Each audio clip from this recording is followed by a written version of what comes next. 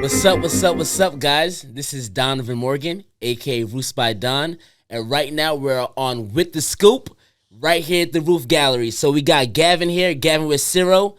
He's a sales beast. We met him at the Best of Success. We seen him, when guys, when they're networking, you see him everywhere, it's different states. That's how you know they're really doing something. So we see him in Dallas, Texas. We seen him a couple places. He sold us. That's how we know he's a good salesperson as far as with the Siro app.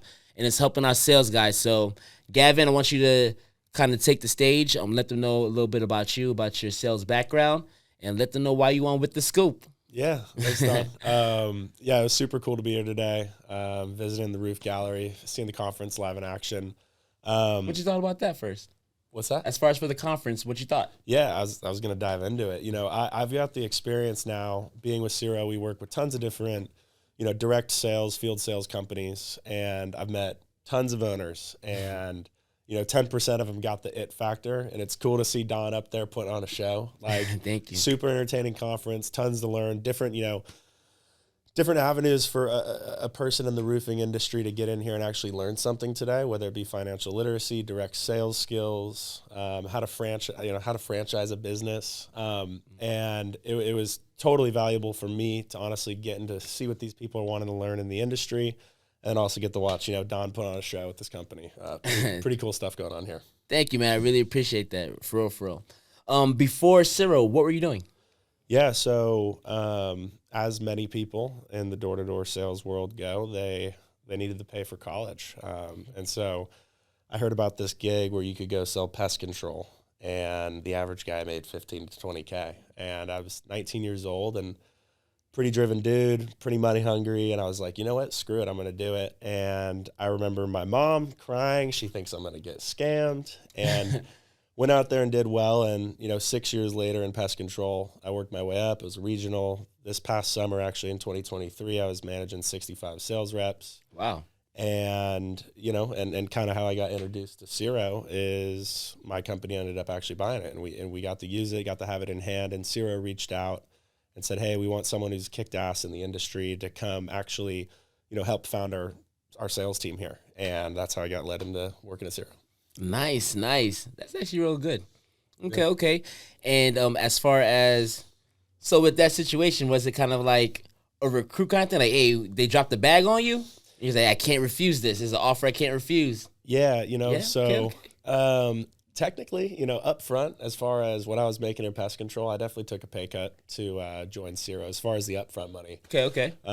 As you guys know in the industry, if you have a downline of 65 sales reps underneath you, you're probably making a good chunk of dough. And and I was. And the reason I, the reason I enjoyed what I did so much is I loved finding kids that were in a similar spot to me, whether it be they didn't come from the best background, they needed to pay for college, or for whatever reason, they needed to find something that could basically provide what they needed financially that they probably weren't going to get somewhere else. Mm-hmm. And I got so much, I had so much gratitude helping these people go get that done. And it kind of got to a point where I think I just got a little bit bored with it. And I felt like my scope of how many kids I could help was not as large as I wanted it to be. And so when Siro reached out, I knew what the tool was doing. It's designed to help field sales reps sell more. And I was like, instead of just helping my guys, I can actually help the entire industry. And makes sense. That was the reason I came over. And, I do got a bit of equity in the game. So this thing sells one day, I'll be sitting pretty. Hey, nice. Love to hear that. Okay, yeah. So now as far as for Siro, let's get down to it. With us, we're clients as well. So like I said, you sold me. And at the end of the day, it's not really necessarily a sale. It's something that we feel like is necessary, especially when we're trying to, build, we're trying to grow, we're trying to scale. And at the end of the day, we can't be next to our salespeople all the time, you know? But with a Siro, it's kind of like we're next to them all the time because it's recording. Yep. You could tell them as far as with the AI, but it's breaking stuff down so that way we can see which rebuttals our salespeople are, falling short on, and that way we can, help them out. So can you let us know about the app? Yeah, so it's an app that your sales reps will use when they're in the field on their phone or iPad, whatever they're using whatever they basically want to record off of. And yeah, it records the conversation they have with the customer, transcribes it, and then our AI goes in there and analyzes it. And low level, what it's doing is it's going to highlight the key moments. Excuse me, guys. Got a little something in there. You got to get some of that Saratoga. Yeah. So we got the Saratoga, especially at the roof gallery. We got it in sparkling or still. Mm-hmm. Make sure you get that. They got the good stuff here. Yep.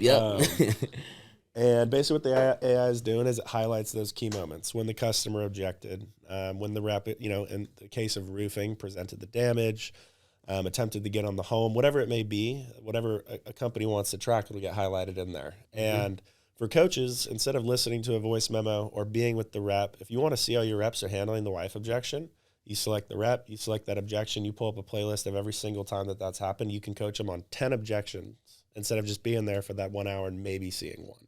Mm-hmm. I feel like that's real powerful, especially as like us, we like to do sales training, try to keep our guys sharp, and just the fact of having those objections and being able to just see it, it's real easy to look at the problem, see what the problem is, and then fix it. Yep, exactly.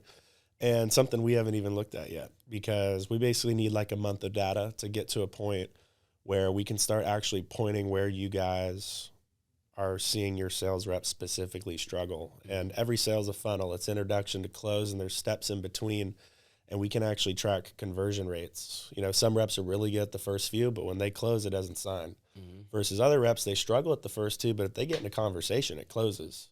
And so where you need to focus your time with each rep. It starts actually highlighting what objections show up the most for the rep, what their close rate is compared to the others within their company. And it allows you guys to really point your training and understand where each guy's fallen short. I like it. Yeah, I got to show you that sometime next week. Yeah, definitely. Okay, now the shirts. Yeah. Hey, Siro got the swag. So not only they got the swag, but they got the Nike checks on them. Yeah, we also got the Siro shoes. Sheesh, they got the shoes, they got the gear. Yep. So as far as I see that helping the industry with the sales team, so you're also helping with the swag. Yep. What else do you guys got going on?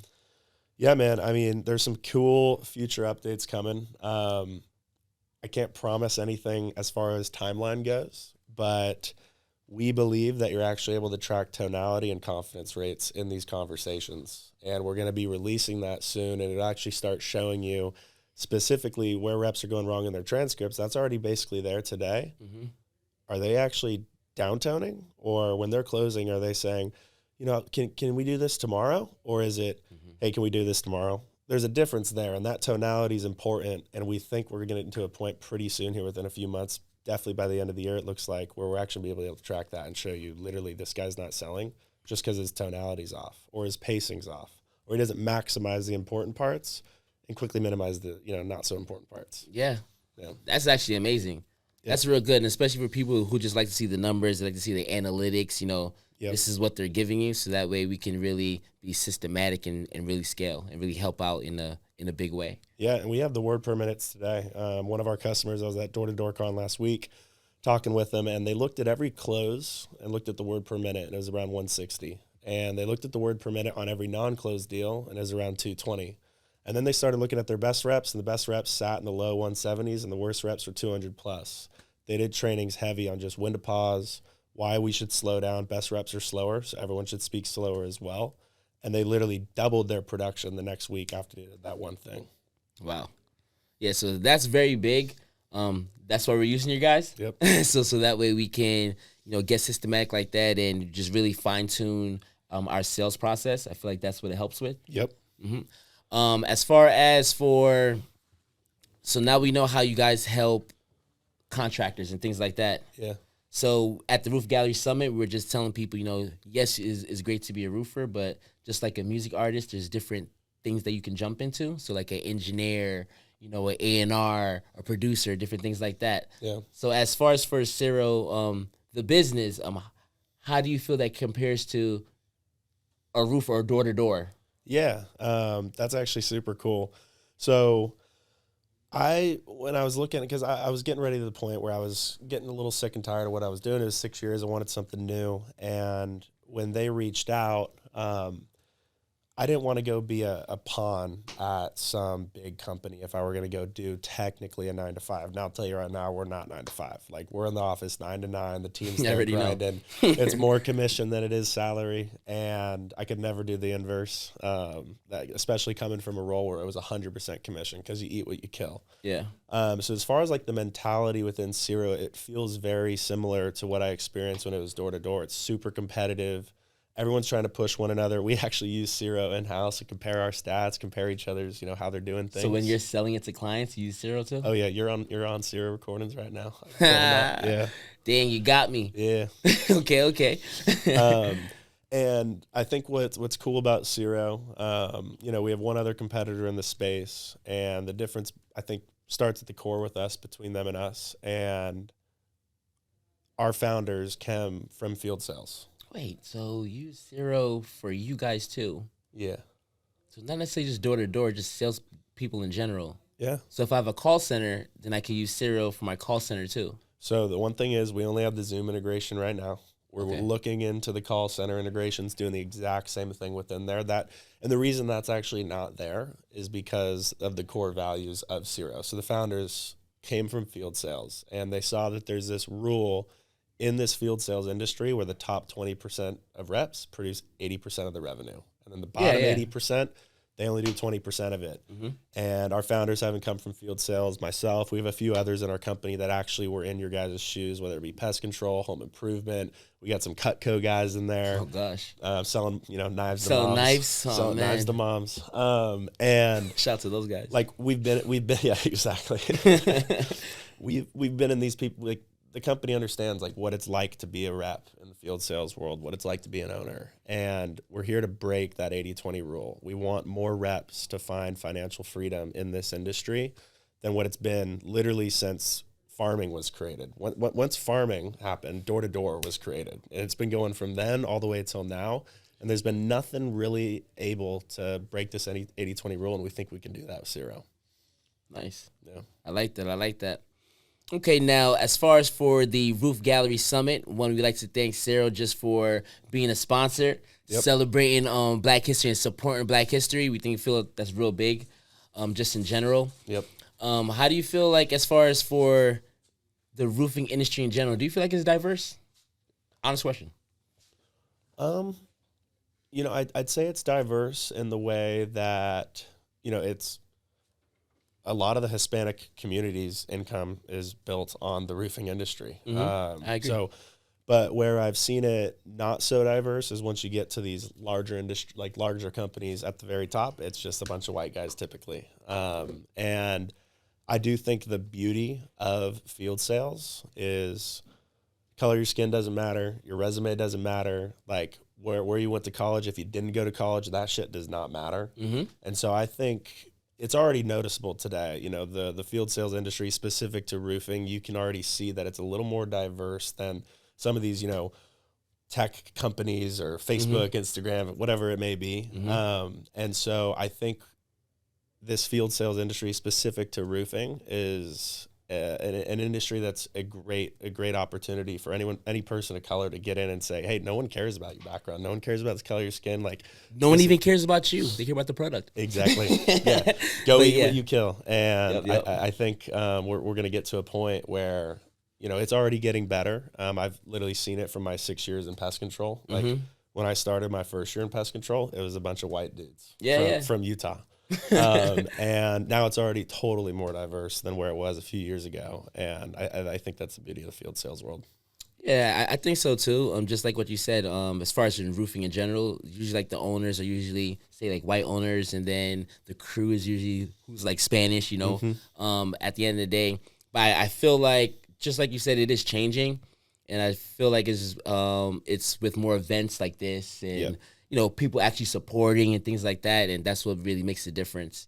But yeah, so that's why I want to thank you guys as well for being a part of this kind of event, because you are help pushing the needle. So, and at the end of the day, with the diversity, it's not just like a moral thing. It actually also helps with the bottom line. Yep. Because there's different kinds of clients, customers, that have different kinds of backgrounds. So if you can relate to them, then you're more likely to be able to get that sale, 100%. Couldn't agree more. Yeah, so definitely love that, and thank you guys for supporting us. Yeah, no brainer. What we want to say before we get out of here? I know you said that you had to go, so what we got to say? Where are you going to? So we're based out of Manhattan, right there in New York City. Manhattan, New York. Okay. Yep. Okay. I roll into Grand Central Station every day for work, which is pretty cool. Got you. So you don't get the glizzies, right? You too used to those hot dogs. No, I like my street gyros. Those are good. Okay, there we go. Little lamb over rice never hurts. Hey, okay. But yeah, I mean, before I'd go, like I think where in every conference I've been to, there's at least some person in the room who says invest in your reps. Yeah. It's every single time. And it's all the people who are speaking, especially at these larger conferences. They've got these companies, 2, 3, 1,000 sales reps. They're all just saying invest in your people. And, and that's just where I feel like the Siro comes in. It's an investment. It's money. But what's going to actually take you from being a 10, 20, 30 rep company to being 100 plus is like taking the time to train your guys, care about them. One thing that I think super underrated with Siro, rookies, new sales reps, they get a little message from their manager every few days in Siro. They think you care. Some rookies out in the industry, they don't hear from their manager more than once a month. And so I think just like as a whole in this industry, whether you use Siro or go with a different route, just invest in your people. And it always comes back around 2, 3-fold. Hey, so there you have it. We got Gavin with Siro.